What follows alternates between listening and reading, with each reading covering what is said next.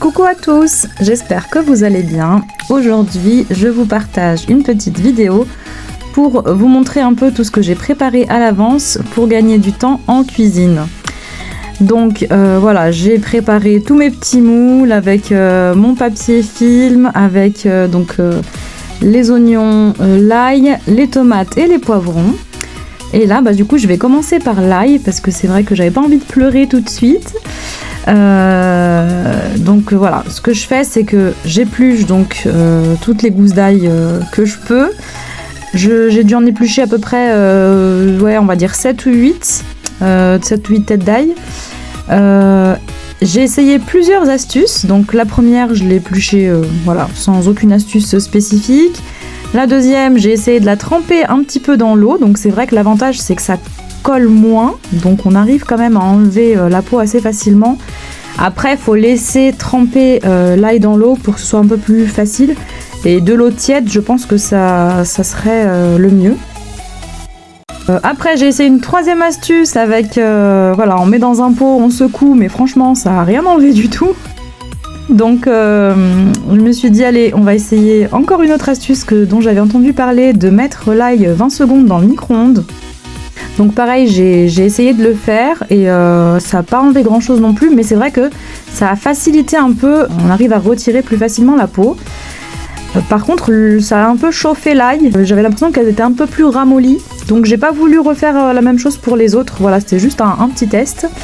Donc j'ai continué avec l'astuce de l'eau. Voilà, je trouve que l'astuce de l'eau c'était l'une des meilleures parce que ça permettait de pas avoir les doigts qui collent et d'enlever quand même assez facilement la peau. Là je suis en train d'enlever tout le germe et là on va essayer de passer à la vitesse supérieure grâce à notre petit hachoir qui va nous hacher ça en 2 temps 3 mouvements. Donc maintenant que c'est bien haché, j'ai pris mon moule. J'ai mis donc des petits tas d'ail, donc ça fait à peu près l'équivalent d'une gousse d'ail par portion. Donc après, en fonction du nombre de gousses d'ail dont vous avez besoin, vous prenez le nombre qu'il vous faut. Et vous verrez, c'est super facile à démouler et franchement, on garde bien toutes les saveurs de l'ail. Là, je vais juste venir les tasser avec une petite cuillère pour qu'elles prennent bien la forme du moule. Et on va fermer avec le papier film.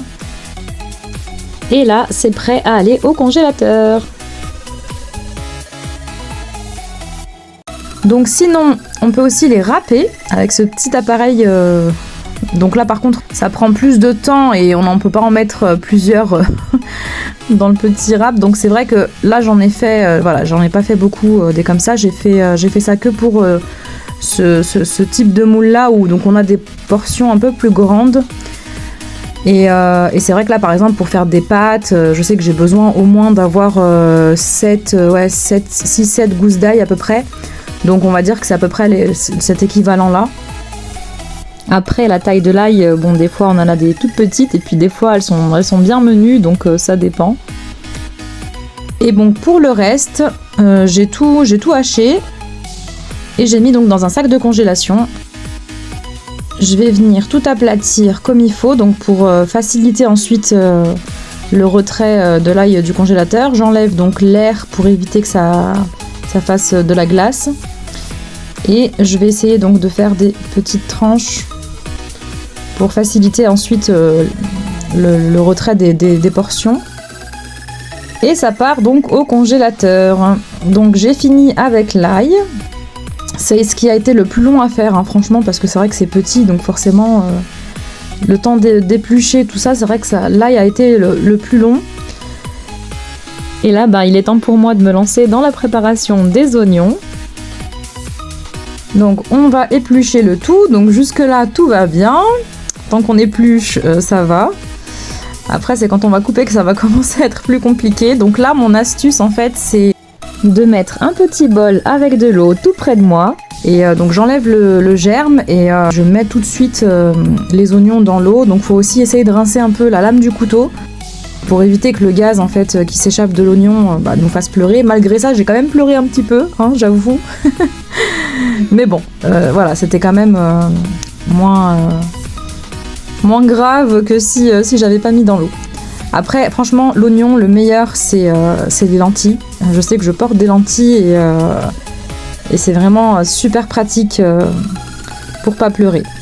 Donc là, j'ai mis ça dans mon petit appareil Full Star. Et là, j'ai mis donc les petits dés. Et franchement, c'est super rapide. Par contre, là, pour couper, il n'y a rien à dire. Ça me les a coupés en 2 temps 3 mouvements. Et là, donc, je vais prendre les gros moules. Donc, j'ai déjà préparé film de protection pour éviter que les moules, en fait, ils s'imprègnent avec l'odeur, que ce soit de l'ail ou de l'oignon. Et même pour démouler, c'est beaucoup plus facile, en fait. Donc voilà, je tasse avec ma petite cuillère. Je referme mon petit papier. Et là, c'est prêt pour aller au congélateur. Donc je fais pareil avec les autres. Donc là, en termes d'équivalence, bon, de toute façon, moi c'est vrai que je fais beaucoup à l'œil. En fonction du plat que je vais faire, j'aurai peut-être besoin d'un oignon, 2 oignons. Là, c'est l'équivalent d'un petit oignon, finalement, ce qu'il y a dans les moules. Mais si on a besoin voilà, d'un gros oignon pour faire le plat, ben, on en met 2 du coup au lieu d'une. Je sais pas combien de temps ça va me tenir, ça va dépendre des plats que je vais faire en fait. Donc je peux pas forcément vous dire ça va vous tenir 1 semaine, 2 semaines, 3 semaines. C'est vraiment en fonction des plats, en fonction des besoins. Donc pour le reste, j'opte pour le sac de congélation. Donc là j'en ai refait d'autres hors caméra. Et ça m'a fait 2 sacs de congélation en plus. Donc là je pense que j'ai quand même pas mal d'oignons pour tenir un bon petit moment. Donc c'est vraiment un gain de temps en cuisine. Vraiment tout ce qui est comme ça, la découpage, c'est ce qui prend finalement le plus de temps. Donc dès que c'est fait, on n'a plus qu'à cuisiner, on n'a rien à préparer en amont. C'est vraiment super quoi. Donc là j'enchaîne avec les poivrons. Donc les poivrons, j'en ai surtout besoin pour éventuellement faire des farces.